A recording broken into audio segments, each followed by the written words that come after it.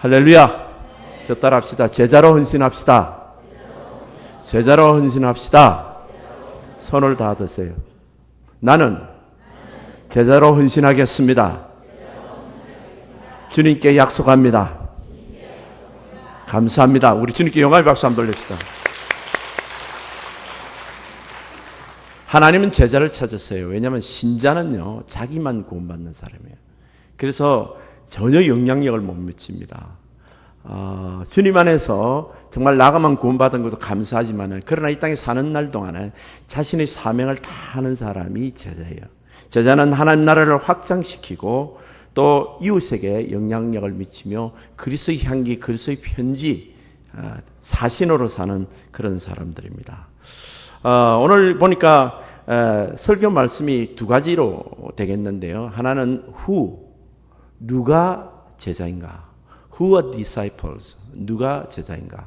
그리고 제자는 무엇을 하는가? What? 그리고 who하고 what입니다. What are disciples doing?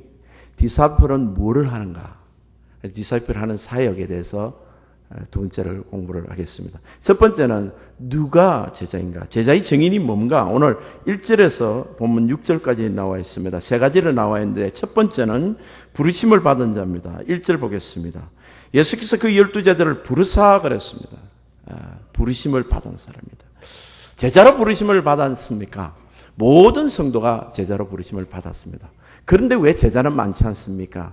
그것은 부르심을 받았는데도 예스, 아멘 하고 순종하는 사람이 있는가 하면 순종하지 않는 사람이 있다는 거예요. 신자와 제자의 차이는, 신자는 자신의 일부만 하나님께 드립니다. 주일 이 시간, 또 예배 드리는 몇 시간, 헌금 어느 정도. 나머지는 내 마음대로 사는 사람이 신자예요. 구원은 받을까요? 구원 받죠. 근데 자기만 구원 받습니다. 두 번째, 제자는 자신의 모든 전부를 하나님께 드린 자입니다. 그러니까 주님 안에서 모든 것을 하나님께 드린 자가 제자로 부르심을 받은 사람입니다. 로마서 12장 1절에서 2절은 제자의 모습이 잘 나와 있습니다. 로마서 12장 1절에는 그러므로 형제들아 내가 하나님의 모든 자비하시면 너희를 권하느니 너희 몸을 하나님이 기뻐하시는 거룩한 산제물로 드리라. 이는 너희가 드릴 영적 예배니라.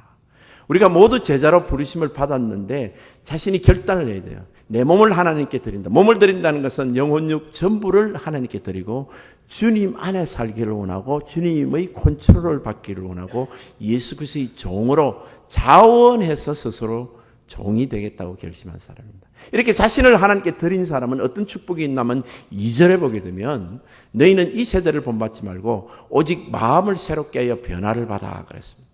변화는 내가 하는 것이 아니라 받아야 됩니다. 마음이 새롭게 되는 것도 하나님이 나를 새롭게 만들어 주시는 겁니다. 하나님의 선하시고 기뻐하시고 온전하신 뜻이 무엇인지를 분별하도록 합니다. 세상을 이기실 힘은 우리 마음이 변해야 됩니다. 마음이 세상에 붙어 있으면요, 절대로 세상과 떨어질 수가 없습니다. 세상하고 구별된 것이 거룩인데 우리가 세상을 좋아하고 사랑하는 이 마음을 타고났어요, 사실은. 근데 성령이 들으셔서 성령의 권능을 받으면 이 마음이 새롭게 되는 것입니다. 그래서 제자는 부르심을 받았을 뿐만 아니라 권능을 받아야 돼요. 권능이 뭔가 하면 성령으로 권능을 받아야 해서 우리 마음이 변화되는 것입니다. 오늘 본문 1절의 후반절에 보면 더러운 귀신을 쫓아내며 모든 병과 모든 약한 것을 고치는 권능을 주시니라. 이 권능을 주신다는 말은 곧 능력을 주시는 건데 이것은 성령을 주신다는 뜻입니다.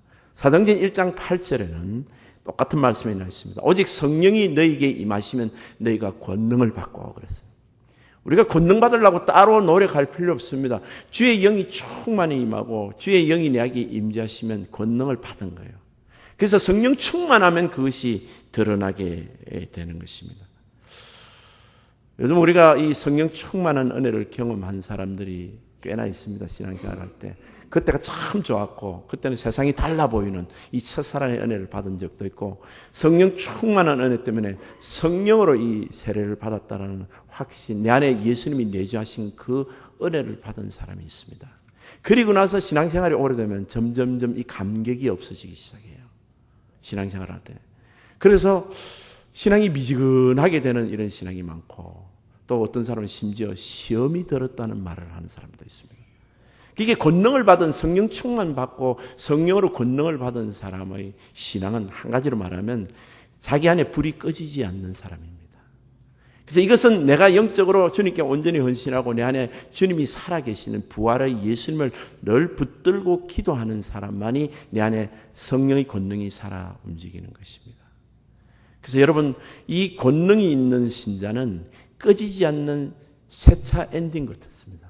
누구든지 그리스도 안에 있으면 새로운 피조물이라 이전 것은 지나갔으니 보라 새 것이 되었다 그러는데 이 새 것이라고 말을 했는데 꺼진 중고차 같은 성도들이 꽤나 많아요. 뭐 때문에 시험 들었대. 이것 때문에 시험 들어서 교회 안 나오고 저것 때문에 신앙생활 안 하고 이렇게 저렇게 꺼져버리는 불 같은 성도들이 많습니다. 성령이 소멸된 사람이 너무 많아요, 이 시대에. 근데 제자는요, 성령이 소멸되지 않은 사람, 어떤 상황 속에서도 넉넉히 이기는 이 성령의 권능을 가진 사람들입니다. 세 번째는 보내심을 받은 자예요. 오늘 본문 2절부터 보게 되면 2절에 보게 되면 12사도 이름이 나옵니다. 베드로라 하는 시몬, 안드레, 그 다음에 야고보, 요한, 빌립, 바돌로메, 도마, 세리, 마태. 마태는 자기를 세리라는 말을 붙였습니다. 자기가 이 성경을 쓰면서 참 놀랍죠, 그죠? 나 도둑이었습니다. 강도 마태 이런 말하고 똑같아요. 자기의 과거를 자랑스럽게 이야기합니다. 왜요? 그게 자랑스러운 것이 아니라 하나님 나를 사도로 불러주셨다는 것이 너무 자랑스러운 거예요. 그래서 알페의 아들 야고보, 또 야고보가 두 분 넣어줘. 그래서 알페의 아들 야고보, 다데오, 가나안인 시몬, 앞에 베드로가 시몬이라 그랬으니까 다시 시몬, 가나안인 다른 시몬이고 그 다음 가룟 유다 곧 예수를 판자라. 그러니까 이 12제자 중에 11제자가 사실은 예수님이 죽고 나서 부활 승천하고 나서 마가다락방에 성령이 임하고 나서 제대로 사역을 해요. 그때 예수님이 십자가에 달리실 때 이 가룟 유다는 사실은 낙오하는 제자가 되죠. 참 안타깝게도. 그래서 가룟 유다 하나가 빠지고 나머지 11제자는 다 정말 아름다운 제자의 사역을 했습니다. 그런데 이 제자들에게 예수님께서 말씀하시는 5절에 보면 이 12대사를 내보내시며 명하여 이르시되 이방인의 길로 가지도 말고 사마리아인의 고로에도 들어가지 말고 오히려 이스라엘 집에 잃어버린 양에게 가라 그랬습니다. 가라 그랬습니다. 보내심을 받은 거예요. 그게 우리는 가라는 명령을 받아서 우리가 지금 우리 가정에 와 있는 거예요. 이 교회에 와 있고 또 이제 여러분 직장에 와 있어요. 여러분 이웃 마을에 거기 삽니다. 근데 우리가 이미 구원을 받을 때 가라라는 명령 보내심을 받은 자라는 거예요. 이 보내심을 받은 자를 다른 말로 하면 사도라 그래요.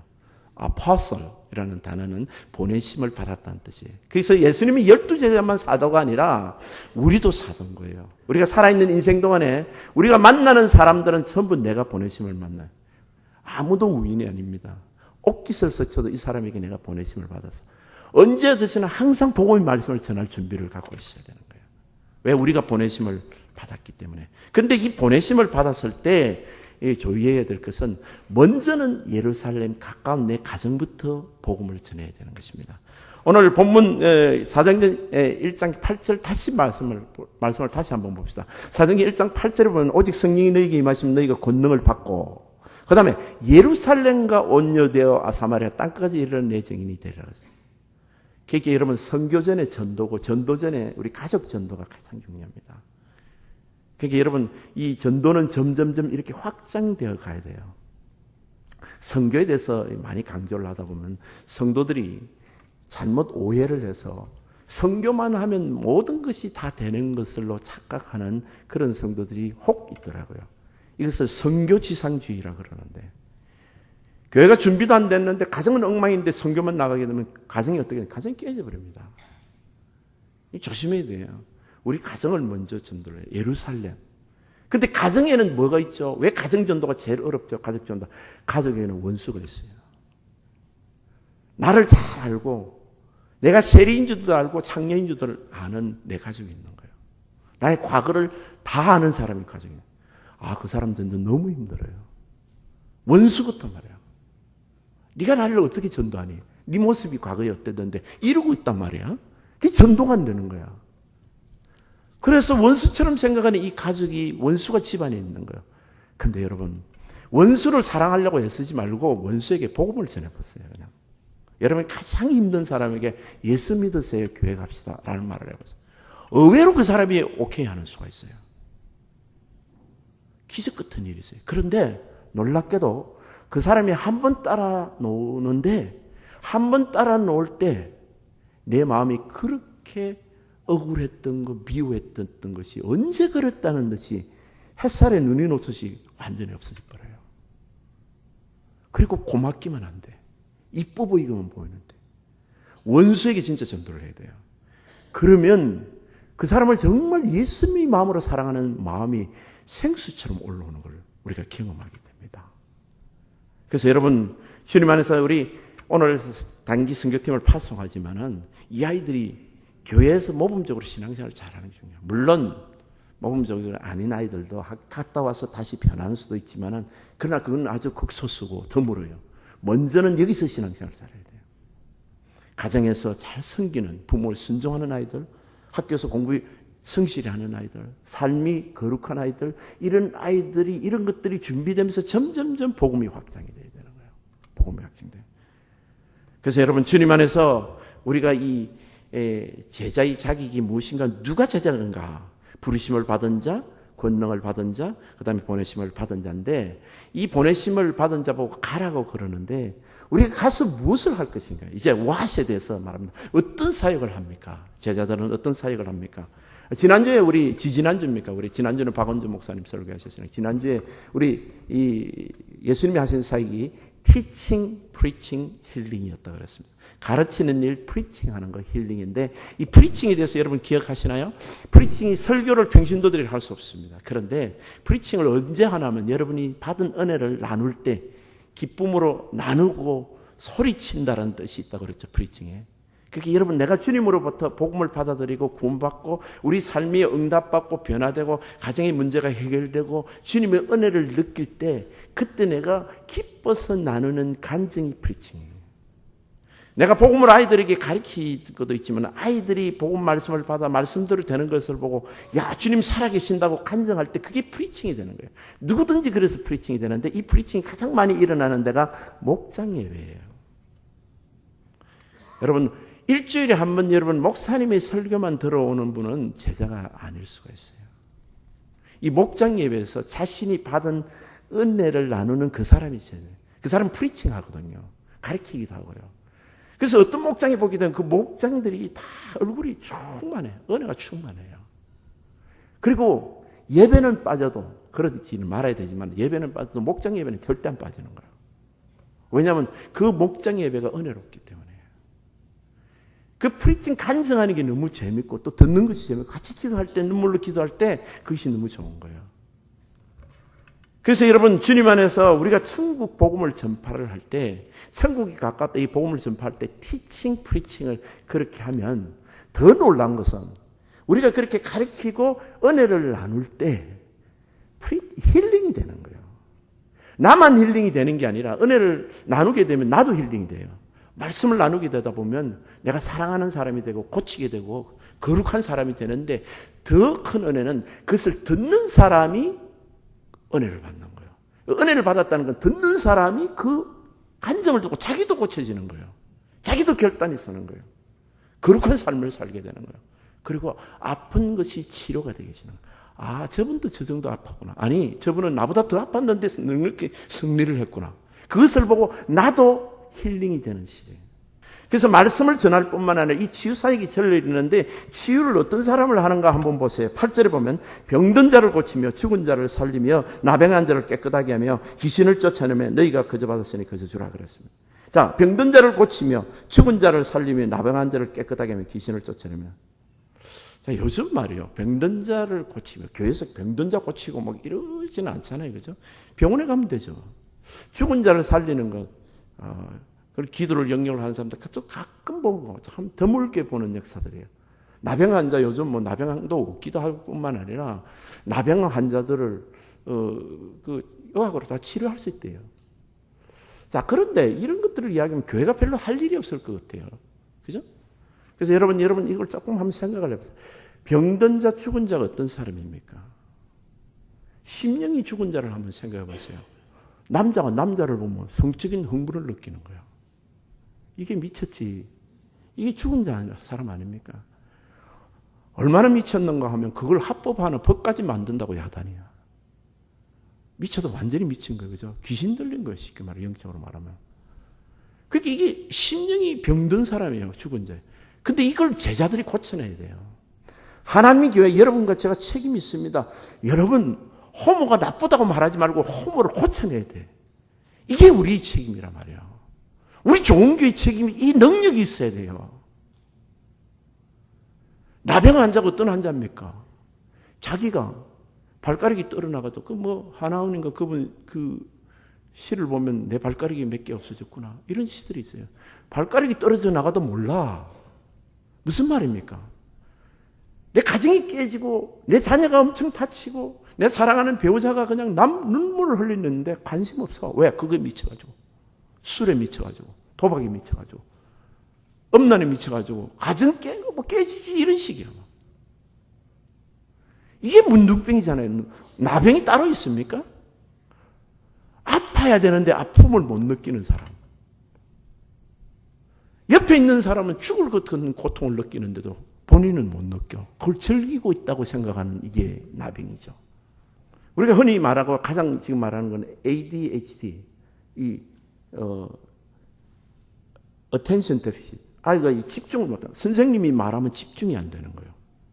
이런 것부터 시작해서 어린애만 그런 줄 알아요. 어른들도 그렇더라고요. 말을 하면 내 말을 하나도 안 들어. 그리고 말을 하면 몇 초도 어텐션을 못 하는 거예요. 내가 하는 말을. 그 병든 사람이에요. 근데 멀쩡해. 능력 있다 그러고 돈 잘 번다 그러고. 근데 이렇게 마귀가 주는 그 유혹에 사로잡힌 사람. 그러니까 마귀는요, 직접 들어오지 않아도 내 안에 무슨 우상이 있어요. 여러분 중에 오늘 빨리 설교 마치라. 내가 집에 가서 뭐 해야 되는데. 라고 하는 사람은 지금 마귀에게 마음이 뺏긴 사람이에요. 설교가 안 들어오는 거예요. 여러분 중에 일부는 졸고 있어요. 설교가 안 들리는 거예요. 왜냐하면 설교만 하면 졸리도록 딱 만드는 거예요. 뭐가 들어가 있는데. 다른 거 하면 그냥 1시간이고 2시간이고 운동한대요. 여러분 한국에서 지금 육체 관심을 가지라고 서울에 가보니까 서울은 이 LA보다는 확실히 좋더라고요. 시골은 빈부차가 많아서 시골은 참 가난한 데 있을지 몰라도 겉으로 보는 서울은 세계에서 최고 살기 좋은 곳처럼 보이더라고요. 그리고 서울 사람들은 한국에 있는 사람들은 건강박사잖아요. 열심히 외모에 대해서는 이야기합니다. 이렇게 저렇게 어떻게 속에는 병 들어가고 있는데 OECD 국가 중에서 이혼율이 가장 높은 나라. 아마 서울은 지방보다 더 높을 거예요. 50% 이상 될 것 같아요. 그런데도 그것만 하자는 거예요. 거칠에만 하자는 거예요. 명품으로 거칠에만 하자는 거예요. 이게 마귀예요. 속은 보지 말라는 거예요. 속은 지가 차지하고 있는 거예요. 겉으로만 사람 눈을 돌리게 하고 속은 자기가 딱 차지하고 있어요. 오늘 내가 해야 돼. 그거 하루 안 하면 안 돼. 그게 골프든 무슨 영화든 어떤 것이든 그게 지금 주인 자리를 하고 있는 거예요. 하나님보다도 더 재미있는 거예요. 그게. 예수님에게 마음을 돌리지 못하라고 하나님에게서 마음을 빼앗는 것. 이게 ADHD예요. 하나님이 집중이 안 되는 거야. 그래서 교회에서 예배 드릴 때도 무대에 그냥 현란하게 그냥 화면을 비추고 그런다고 어텐션 됩니까? 젊은 애들은 점점 교회를 안 돌아요. 왜? 이미 마귀에게 점령당한 거예요. 그 제자들이 해야 되는 것은 이걸 점령을 다시 해야 돼요. 이 마음을 빼앗아야 됩니다. 마귀에게 점령된 마음을 여러분 제자들이 스스로도 그것을 점령당하지 말아야 됐고 점령당한 사람을 고쳐내고 불신자의 마음도 예수로 인하여 점령을 해야 되는 거예요. 지금은 마음을 놓고 전쟁하는 시대예요. 마귀는 이미 마음을 점령했어요. 온 인류의 마음을 다 점령했습니다.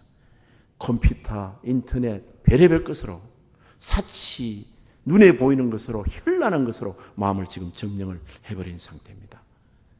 그래서 여러분 우리 요한계시록 3장에 보면 라오디에 교회에 대해서 말하고 있습니다. 라오디에 교회에서는 미지근해서 토하고 싶다 그랬습니다. 그리고 나서 저희들은 부자요 부유하기 때문에 부족한 것이 없다 그랬어요. 그러나 하나님 보시기에 너무너무나 헐벗었다는 거예요. 오늘날 선진국 서울 한국, 미국, LA, 뉴욕 정도만 말한다면 굉장히 부자는 거예요. 그런데 벌거벗고 다닌다, 영적으로. 속이 완전히 마귀에게 점령당한 상태라는 거예요. 근데 더 놀라운 것은 눈이 문제가 있다는 거예요. 눈에 눈병이 걸린 거예요. 그래서 안약을 사서 발라라 그랬어요. 무슨 말인가 하면 이 시대 사람들은 전부 눈으로 보가 좋다 하고 이게 선하다 그러는 것이 전부 잘못 보고 있는 거예요. 영적으로 소경된 눈을 갖고 있다는 거예요. 사람은 심령을 못 깨뜨려 본다는 거예요. 진짜 문제를 보는 눈이 없는 거예요. 왜?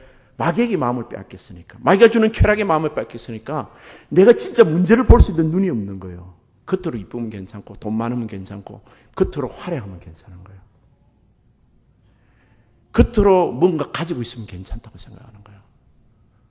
지금 속이 지금 점령을 당한 상태인데 그러면 어떻게 회복할 것인가 제자들이. 요한계시록 3장 20절에 나와 있습니다. 요한계시록 볼지어다 내가 문 밖에 서서 두드리니. 오늘날 크리스찬들은 예수를 믿는다면서 예수님은 문 밖에 세워놓고 있습니다. 여러분과 저도 점검을 해봤어요. 정말 예수님이 내 중심인가? 예수님은 가장 귀하게 여기는가? 예수님이 하라 그러면 하고 하지 말라 그러면 안 하는가? 아니면 주님 잠깐만 문 밖에 계세요. 내가 이것 좀 하고요. 좀 재미 좀 보고요. 내 주님 보러 갈게요. 라고 하는 상태인가? 예수님을 문 밖에 세웠는지 안 세웠는지는 본인이 아니에요. 근데 누구든지 내 음성을 듣고 지금 이 음성을 듣고 문을 열면 마음문을 열어야 돼요. 그리고 주님을 정말 내 중심에 섬겨야 됩니다. 그것을 해야 될 사람은 나 자신이에요. 아무에게도 거짓말을 할 수는 있습니다. 사람 몰라요. 하나님은 아신 거예요. 너 지금 너 중심에 하나님이 있니? 그거 있니? 이 딴 생각 있잖아, 니 뭐. 네 생각이 지금 엉뚱한 생각으로 가득 찼구만. 아니면 하나님으로 가득 찼습니까? 주님이 나의 주인 맞습니까? 주님이란 말은 주인님이란 뜻. 주님이 정말 주인님다운 주인입니까? 주님입니까? 그래서 우리 종교가 지금 이 제자로서 가는 사역에서 우리 각자가 부름을 받았습니다. 정말 주인이 내 주님이 되실 때 마귀는 물러가게 돼요. 어둠은 빛을 절대 이길 수가 없어요. 성냥불 하나를 딱 켜보세요. 캄캄한데 성냥불 하나를 딱 켜면 어떻게 되죠? 어둠은 금방 주랭랑을 쳐버립니다. 아무리 캄캄해도 아무것도 안 보여도 성냥 한 개비만 딱 켜도 어둠은 주랭랑 치고 도망가요. 예수 이름을 부르면 부활하신 예수님이 내 안에 딱 불을 붙이면 어둠은 다 도망가게 돼 있어요. 그래서 예수로 충만한 것이 우리가 살 길입니다.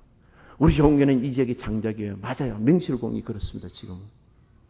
여러분 주님 안에서 지난주에 우리 선교 페스티벌 할 때도 여러분 많이 동참하시고 뭐 동이 났다 그러잖아. 또 지난 주간에 그 BBS 할 때도 이웃의 마을 사람들이 40%나 우리 교인 아닌 사람들이 왔대요. 60%가 우리 교인이었대요. 얼마나 여러분이 잘하는지. 그리고 올해는 여러분 참 그것이 획기적인 것이 예전에는 무슨 큰 행사가 있으면 제가 교회를 떠나지 않았어요. 왜냐하면 기도하고 혹시 누구 한 사람이라도 다칠까 싶었어요. 늘 사무실에 있었다고요. 밤에는 기도하고요. 근데 원래는 그러지 않았습니다. 저기 저는 볼티모어가 있었어요. 근데도 제가 있을 때보다도 더 잘했더라고요. 제가 하지 않으니까 더 잘하시더라고요. 제자들이 많아요. 근데 더 많이 제자가 생겨야 됩니다. 특별히 여러분 감사한 것은 우리 전도사가 그런 설교를 했다고 그러더라고요. 예수님이 채찍이 그 태장인데 태장은 보면 그 끝에 무슨 갈고리 같은 게 편린이 있어가지고 이렇게 예수님이 덩어리를 때리면 덩어리 살가죽이 척척 떨어져 나오는 거예요. 근데 그걸 흉내낸다고 무슨 종이 이런 하드보드를 놓고 거기다 이렇게 아이들 보는 앞에서 우리 전도사가 때렸다 그러더라고요. 때리니까 이게 그 채찍에 이 하드보드가 뜯겨져 나오는 거죠. 이게 보인 거예요. 들려 올라오니까 우리 어린아이들을 보고 그걸 눈물을 엉엉 울었다는 거예요. 우리 주님이 저렇게 살점이 떨어가는 아픔을 너무나 리얼하게 아이들이 느끼는 거예요. 보세요. 우린 참 복 받았습니다. 우리 자녀들은 벌써 제자들이 다 되어가고 있어요. 정말 우리 1세들이 이 제자였는데 근간 20년간 급속도로 신앙이 떨어지고 있어요. 우리 1세 크리스천들이, 코리안 크리스천들이요. 여러분 우리가 정말 뒤처지면 안 되겠습니다. 선교, 자녀들만 갈 것이 아니라 우리 성인들 4팀이 있습니다, 여러분. 가십시오. 돈이 없어서, 여러분. 그 이야기 아닌 줄 아시죠? 시간이 없어서. 그것도 이야기 아닌 줄 아시죠? 믿음으로 하면 다 생긴다는 거 아시잖아요. 우리 그런 믿음이 있습니다. 하세요. 돈도 물질도 시간도 하나님이 다 주신다는 것을 경험해 보세요. 아십니다. 다 아세요, 여러분. 우리 삶에 있어서 1세들은 다 그것을 한번 경험해 보세요. 언제 우리가 실력이 있어서 여기 와서 잘 살게 됐나요? 언제 우리가 한국에서 뭘 가지고 와서 잘 살았나요? 하나님이 다 해주셨잖아. 뒤돌아보면 주님이 해주셔야 하는 것이 뭐 있습니까? 기적처럼 이렇게 해주셨잖아.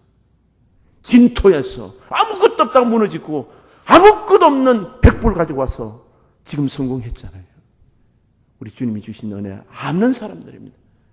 돈 좀 가졌으니 결혼 피우려고 이 시간이 없어요, 돈이 없어요. 그건 아니죠.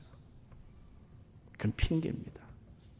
다시 한번 마음으로 재무장하셔서 우리가 정말 하나님 주시는 이 제자된 삶, 그래서 땅끝까지 복음 전파하는 우리 좋은 성도님 되시기를 예수님 이름으로 축복합니다.